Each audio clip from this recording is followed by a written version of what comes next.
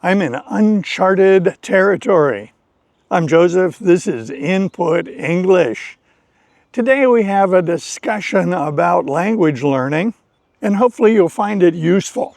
As you may know, I have been acquiring the Spanish language for a little more than 2 years. I started from zero in February of 2023. My journey in Spanish has been completely based on comprehensible input, and indeed this channel developed because of my experience learning Spanish. I became so interested in how this approach worked and how much better it worked than anything I'd done before. I decided to make content so that people learning English would have resources analogous to what I had. I started out with the statement that I am in uncharted territory. So let's analyze that statement a little bit and see what I'm trying to get across. When we explore a new place and it's unfamiliar, we could say that we're in uncharted territory. We're in unfamiliar territory, unfamiliar to us. And while we're exploring this new location, we are making observations, we are seeing new things, and we're interpreting what we see. We're learning.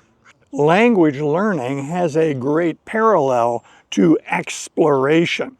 We are exploring our new language. It is unfamiliar to us. We are making observations and we are analyzing things. We're learning things. So when I started by saying that I was in uncharted territory, I was talking about my journey learning Spanish. Something has happened. Something new has happened, and it generated a lot of thought and a little investigation. There's been a lot of discussion about the difference between a child learning a language versus an adult learning a language. There was a popular theory called the critical age theory that suggested that children could learn languages well because of their superior neuroplasticity and that adults could not. This critical age theory attempted to explain the tremendous amount of failure observed when adults try to learn a language. As we have discussed in other videos, the flaw in that thinking is that they were comparing apples to oranges. The experience of the child learning a language is that the child absorbs it. The child is hearing it. The child is playing with it. When an adult studies a language, what do they study? Lists of words, grammar rules, and they're forced to produce the language on day one. They're trying to pronounce words they don't know. Often they're forced to read very early in their language learning journey. And I would submit that this approach to studying the language as opposed to acquiring it accounts for the evidence used to support the critical age theory. Now, we can agree, based on evidence, that little children have amazing neuroplasticity, and for them, that is useful. But to try to limit adults by pronouncing that we don't have enough neuroplasticity to learn a language is not helpful. It also isn't supported by the evidence. Adults learn languages all the time. They just don't learn them well if they're studying the structure of the language, vocabulary, grammar rules, and exceptions to the grammar rules. Children, as they learn languages, are not terribly introspective about it. It's more of an automatic process of them absorbing and acquiring that language. They use it naturally. It just becomes part of them. When adults approach a language, even using comprehensible input, We tend to be analytical. We tend to be introspective. We tend to be self-critical. Now, these are inherent characteristics of the adult, specifically of our conscious mind. Adults are very analytical. We are pattern recognizers and problem solvers. These traits have served humans for millennia. These are good things. When applied to language learning, they can give us a little trouble. Adults, when faced with a need or a desire to learn a new language, are tempted to use the skills they learned in school to learn it. They study it. They study the basics. They study grammar. They study vocabulary. And that doesn't work very well. Not everyone knows about comprehensible input. It is becoming more well known, but there are still people signing up for classes to try to learn English by traditional methods. That brings up another tendency for adults. When we are faced with a task like learning a language, sometimes we throw money at it. That is, we invest our financial resources buying books, buying dictionaries, and taking classes. In contrast, children are just playing. They're just playing with the language, playing with the words, and enjoying themselves. You don't see children saving up their money to buy a class to learn a language. Doesn't happen. A lot of us have suspected that the subconscious mind is very active in learning languages, particularly with comprehensible input. There is considerable evidence to support that idea. Language learners may observe that they start dreaming in their target language. That certainly happened to me. It has been suggested that there are two determinants of when dreaming in the target language occurs. One, the amount of content that a person has absorbed, and two, the intensity of their program. This was very much consistent with what I observed. For the past 2 years, I frequently got 100 hours of input each month. As I recall, I was dreaming in Spanish within about 2 months. As I've pursued my learning of Spanish and making videos so that people can acquire English, I have become interested in the subconscious mind. So I did some research, I did some reading, and what I've discovered is that in general, we don't have a good handle on the subconscious mind.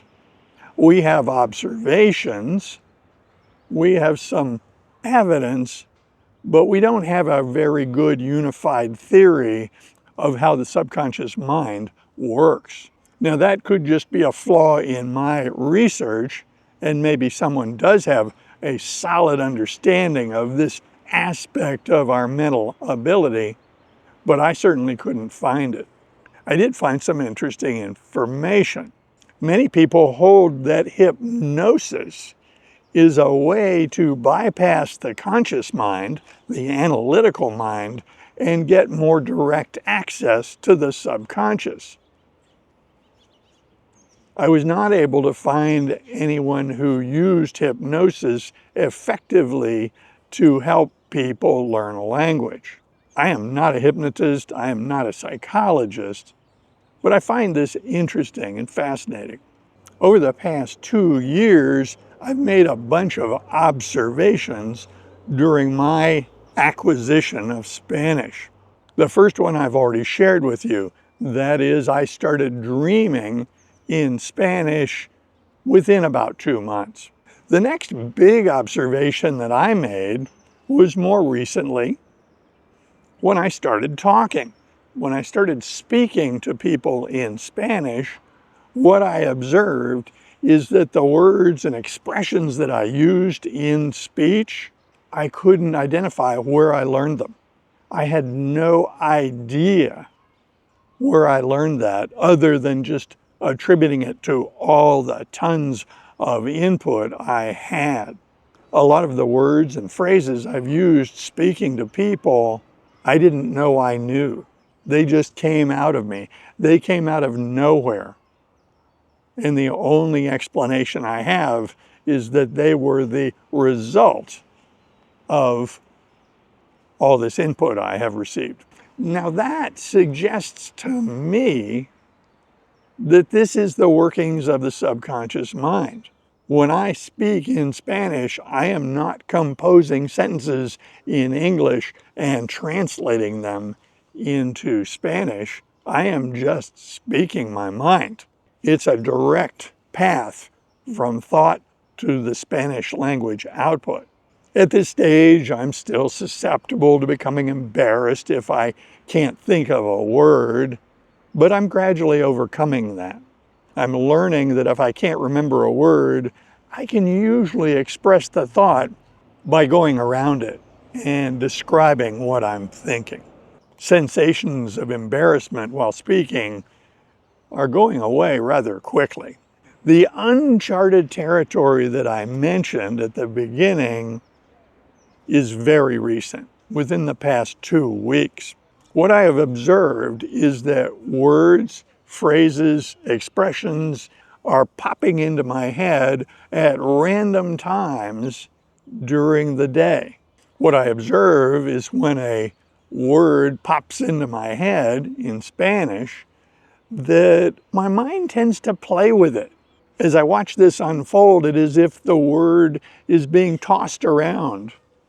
It comes in the present tense, but it may shift into a past tense or future tense. But I am not doing this consciously. This is just the way the ideas are bouncing around.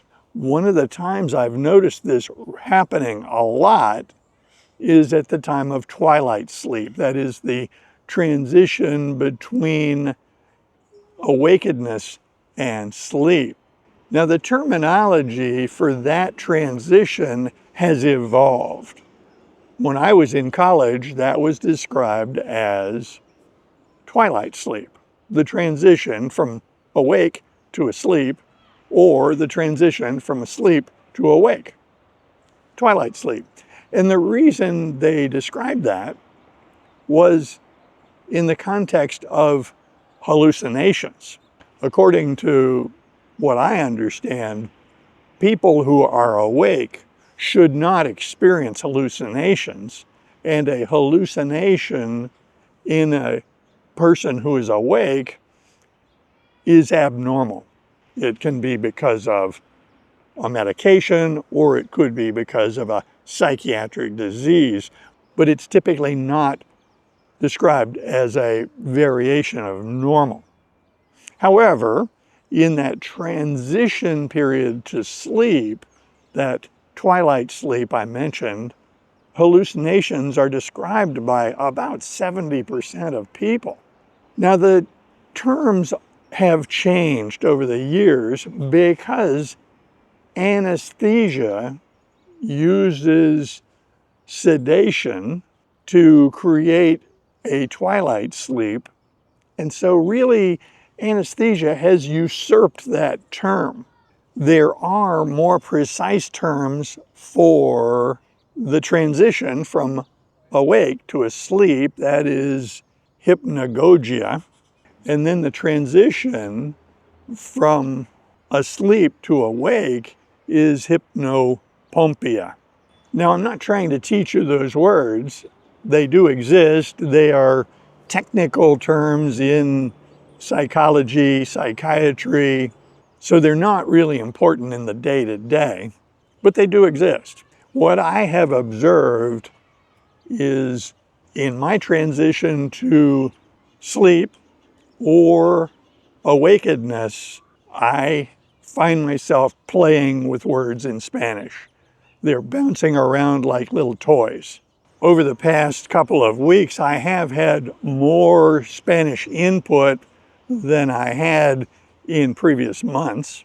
I have refocused my attention on increasing my input.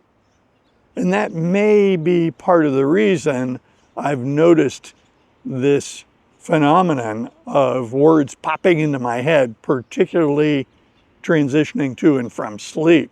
But I did a little reading on this and I discovered the Tetris effect. The video game Tetris frequently was played by people in a very concentrated effort. And what they described was that at times of transition to and from sleep, they would find themselves with vivid images of shapes and colors that recapitulate the Tetris game. Rock climbers have described similar sensations during hypnagogia and hypnopompia, that they can sense the texture and the feel of the rock surfaces. These are very vivid sensations, hallucination-like, during these sleep transition periods. As I look at all of this, I am far from being concerned. This appears to be a natural phenomenon. Because it is interesting, I would like to understand it better, but other than what I described to you, I can't really understand it completely. I chalk it up to the mysterious functions of the mind, and I suspect heavy involvement of the subconscious mind. I'm very curious whether people watching this channel have noticed a similar phenomenon in their journey learning English. I invite comments below, and if you like videos like this, be sure to click on this one next. See you soon.